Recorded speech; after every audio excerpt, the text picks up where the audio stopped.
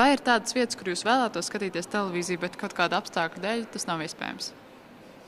Piemēram, skolā man dažreiz būtu ērti, tad es strādāju pie skolotāja, rādīt kaut kādu raidījumu ierakstus, piemēram, 100 gramu kultūras skolēniem.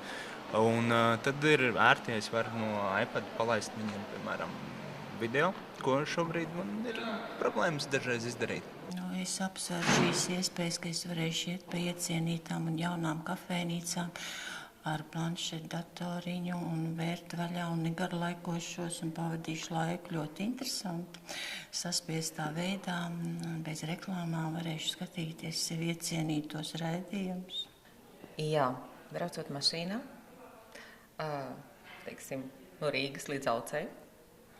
Tas ir diezgan ilgs laiks. Sēžot blakus, tad var skatīties, jā, protams. Darbā pusdienas pārtraukumus dažreiz nav ko darīt. Un tad varētu it kā, bet, tur nav televizora, tas būtu, laikam, visai dīvaini arī būtu.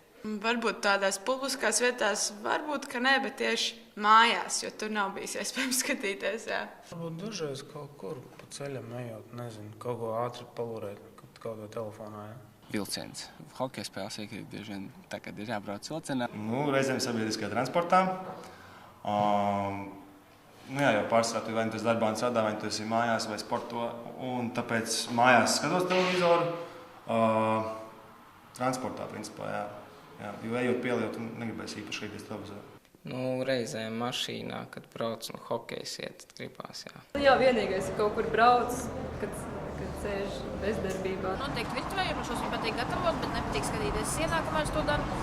Un noteikti arī gultās sēdienas dienās.